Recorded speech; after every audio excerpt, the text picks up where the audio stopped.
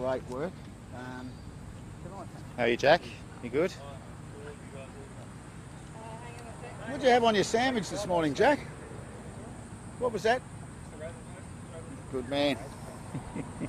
Good man.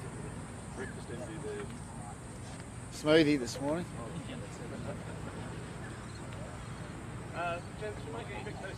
For the mics, yep. Yeah, well, I'll stand here because you're probably going to do most of that. Okay. Then I'll pop in after you. All right. Good morning. Welcome to the Warri substation here in beautiful sunny Cairns. Got that? Yep. All good? Yeah. Right. Okay. Well, good morning. We're standing outside the Warri Ergon substation here with my friend and colleague, the member for Cairns, Michael Healy, to receive an update from our project team about a significant part of the delivery of the Queensland Energy and Jobs Plan. Our $62 billion plan to transition Queensland's energy system from one that is exposed to global volatile fossil fuel markets to one that is reliant on Queensland-made, Queensland-owned renewable energy. This investment that we are delivering and that we've just received an update from the team on includes upgrades to 4 substations and enhancing a second 275 kilovolt power line between Cairns and Townsville. And so to put that into an analogy for those of you who are used to driving on the road, it was like having a highway and a back road to get power up to this region. What we're delivering is effectively 2 significant highways. That creates extraordinary resilience in terms of severe weather events.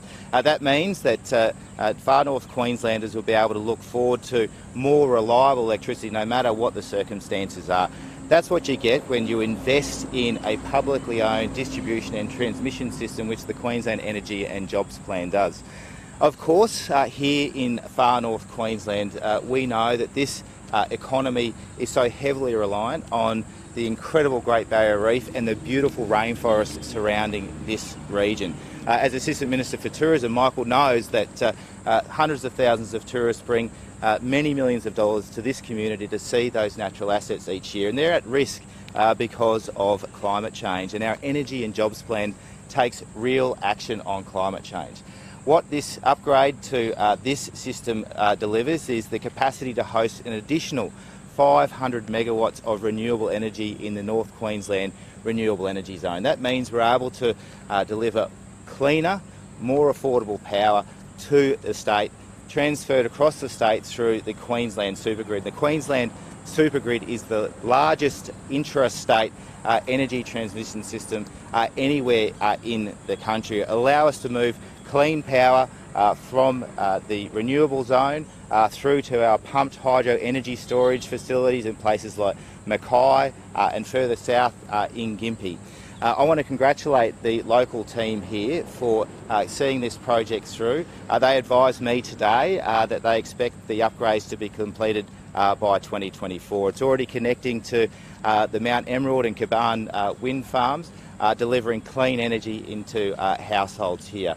It's part of a $40 million investment as part of our $62 billion Queensland Energy and Jobs Plan. Of course, it's also supporting jobs here in the local community. I visited this site previously and I've seen tradespeople here doing civil works, electrical works. This is a significant investment in Queensland's clean energy future. So in a nutshell, what people can expect to see from the delivery of this project is a more resilient energy network for North Queenslanders. They can expect to see cleaner energy. They can expect to see more affordable energy with downward pressure on the cost of living, on energy prices here in this community and right across Queensland. Might ask Michael to make a few statements on behalf of his local community and what this significant project under the Queensland Energy and Jobs Plan means for locals. Thanks, Michael. Thanks, Minister. Good morning, everybody. I just want to firstly begin by acknowledging all the hard workers standing at the back, reluctantly standing at the back, and acknowledge the fantastic work that they do in and around our community here in the far north. The investment today that the Minister was referring to is absolutely fundamental to our ongoing need, and this is the expectation of the community to have cleaner and better energy, and this is an investment in that. This is an investment of $40 million in our infrastructure, which will be able to ensure that we see greater and more renewable energies being fed into the grid. This is a terrific investment. One of the most important things, and we need to remind people of this, I certainly feel the need, is that we as Queenslanders own these assets. We would never privatise these assets. We continue to provide money for this important industry. It's great for careers and it's fantastic and essential for our future. And the growth in the infrastructure reflects the growth in our community. We're seeing really good growth.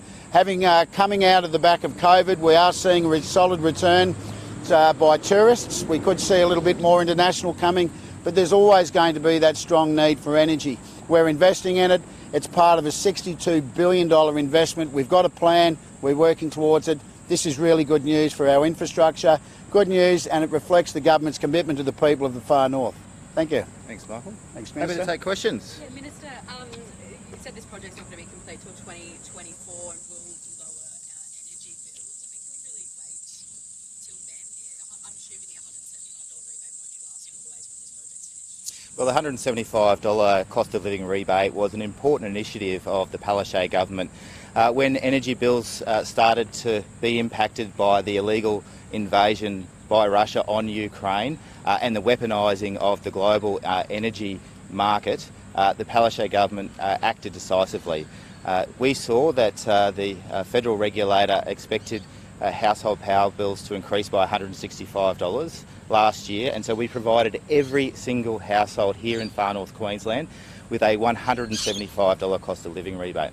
Since then, we've seen the federal Albanese government lead a significant intervention into the energy market to cap prices in the gas market, and we've taken action to reduce the costs of wholesale power generated through coal here in Queensland, as has New South Wales.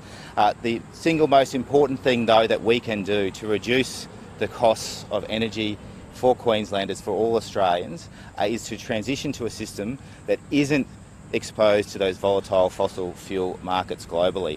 That's what this project is delivering, enabling us to connect to our pumped hydro energy storage in Mackay, enabling us to see more solar and wind farms, enabling more households to put solar onto their rooftop, is enabled through the Queensland Energy and Jobs Plan. The Palaszczuk government has provided significant assistance to both businesses and households to meet their energy costs. We'll continue to do that. You mentioned that this project will create more jobs. How many jobs will it create? So we expect that around 250 jobs are being created through the wind farm projects that will be able to be connected to this project. There are around 50 tradespeople working on this particular project here, with the substation upgrades and the power line upgrades as well. Of course, the real benefit to the far north Queensland economy is the continued attraction of tourists and visitors to this community. Tens of thousands of jobs rely on the Great Barrier Reef. Tens of thousands of jobs rely on visitors to our extraordinary rainforests, those natural assets. This project supports those jobs by protecting those natural assets. Anything else? Just on the Cairns Convention Centre, will works on that be finished in time for regional cabinet in May? Look, we'll be able to host the Parliament here in May. I'm not confident that the project will be entirely completed. There still may be some finishing touches to do on that project, but I am confident that we will be able to host Parliament here. So we might see some external works like landscaping still to be done. I'll be meeting with the CEO of the construction firm that's building that project, Lend-Lease, shortly after this event today, and I'll be looking for reassurance from them that they have all of the resources that they can muster deployed onto this project. They were contracted by the Queensland Government on behalf of this community to deliver that project on time and on budget. It is late. We're not satisfied with that, and so we'll be making sure that they're doing everything that they possibly can. What are the causes of some of those delays? The cause of the delays are simply the impacts on the construction industry that we've seen from COVID and some slight inclement weather delays. but mainly we have seen not enough labour applied to that project. There has not been enough tradespeople secured by that company to build the project in its original timeframes. We're not satisfied with that. We've made that clear to the company, and we'll continue to ensure that they're doing everything possible to get it completed as soon as they can. Is that something you'll take up with the union by your head? The union has been entirely cooperative on this project. They've made sure that this has been a project that has been safe. It's been a project that has had its very best tradespeople it can on. The reason this project wasn't delivered in August when it was supposed to be is because the company delivering it hasn't put enough effort into making sure that they've had enough tradespeople. They should have had over 180 tradespeople a day on this project, and they haven't been able to meet that objective. Good. Thank you, Minister. No worries. Thank you. Thank you. Minister Michael, we're just going to get a group photo.